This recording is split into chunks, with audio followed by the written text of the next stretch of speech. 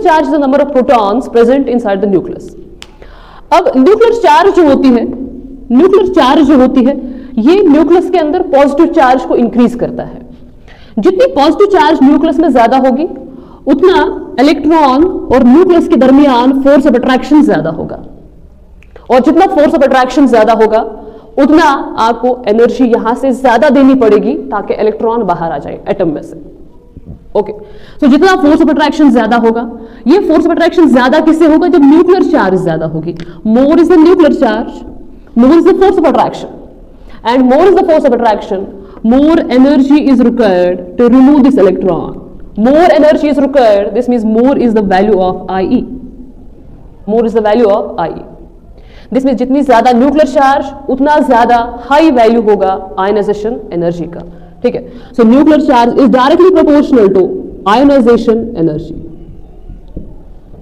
Okay, मगर एक चीज यहां पे ध्यान रखना है, दैट इज यहां पे शेल नंबर कांस्टेंट होना चाहिए। Shell number constant.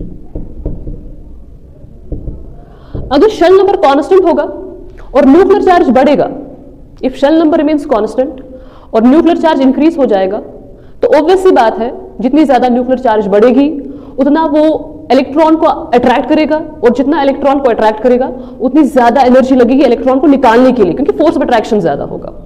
Okay, so this means more is the nuclear charge, more is the value of ionization energy if the shell number is constant. If the shell number is constant. Okay. Now यहाँ पे देखते हैं हमारे पास along the period अगर हम जाएंगे along the period, that is lithium, beryllium, boron, carbon, nitrogen, oxygen, fluorine, neon. Okay.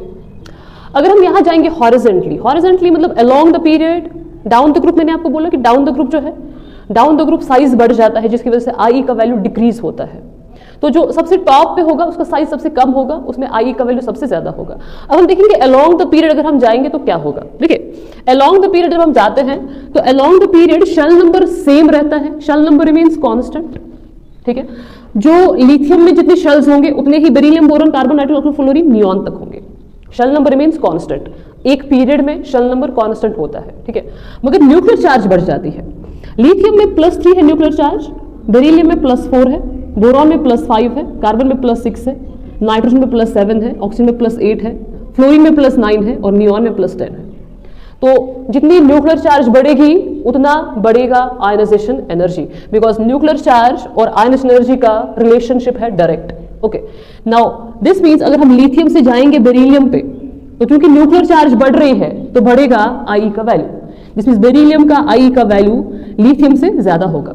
ठीक है, ऐसे ही आगे बढ़ेंगे आगे बढ़ेंगे आगे बढ़ेंगे, तो जितना आप आगे जा रहे हो तो न्यूक्लियर चार्ज बढ़ती चली जा रही है, और न्यूक्लियर चार्ज बढ़ेगी तो आई जो है वो इंक्रीज हो जाएगा, आई इंक्रीजेस।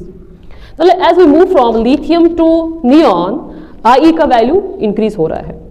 इनफैक्ट लिथियम का आई का वैल्यू है 520 किलो जूल्स पर मोल, एक मोल में, एक मोल के लिए लिथियम के एक मोल के लिए 520 किलो जूल्स एनर्जी लगती है ताकि उसके एक मोल में से इलेक्ट्रॉन्स बाहर आ जाए।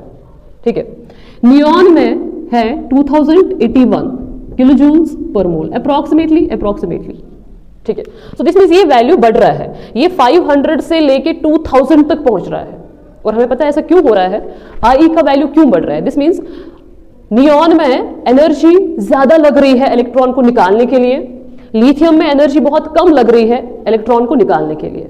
ऐसा इसलिए हो रहा है बिकॉज न्यूक्लियर चार्ज बढ़ रही है। न्यूक्लियर चार्ज बढ़ रहा है तो बढ़ रहा है force of attraction, force of attraction बढ़ेगा तो एनर्जी ज्यादा लगेगी इलेक्ट्रॉन को निकालने के लिए। अब यहाँ पे इस ट्रेंड में एक्सेप्शंस भी है, वो एक्सेप्शंस हम आगे जाके देखेंगे। Okay, now let's move towards the third factor जिस पे डिपेंड करता है ionization energy. Third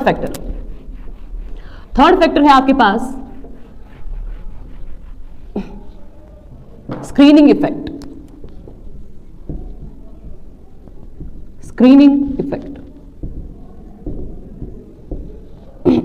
okay, screening effect क्या होता है? स्क्रीनिंग इफेक्ट आप प्रीवियस लेक्चर देख लीजिएगा, वहां पे हमने डिस्कस किया है व्हाट इज स्क्रीनिंग इफेक्ट, तो यहां पे हमें नहीं बोलना है।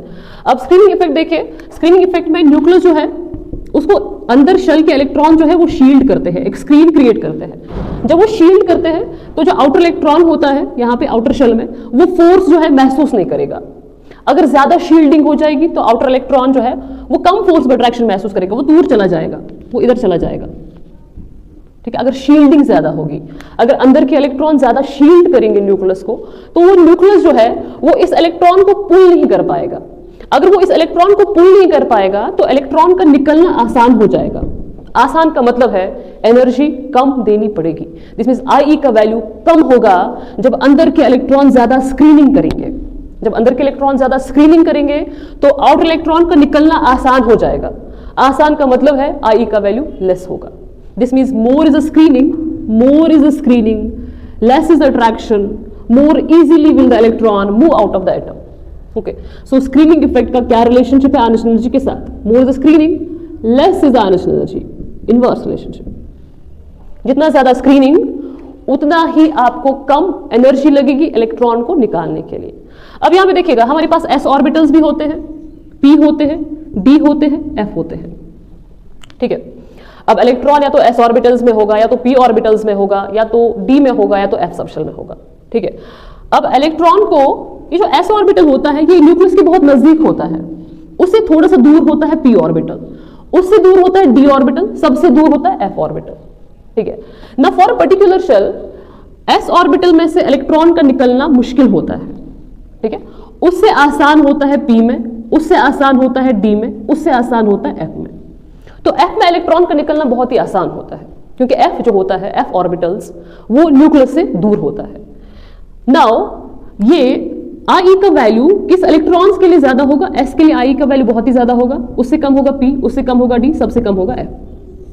ठीक है, दिस मींस आयनेशन एनर्जी जो है वो डिक्रीज हो जाएगी जब आप मूव करोगे s से p, p से d, d से f। दिस मींस s में जो इलेक्ट्रॉन्स होते हैं उनका निकलना सबसे ज्यादा मुश्किल होता है। s में से जो इलेक्ट्रॉन्स होते हैं उनका निकलना सबसे ज्यादा मुश्किल होता है बिकॉज वो न्यूक्लियस के बिल्कुल करीब होता है।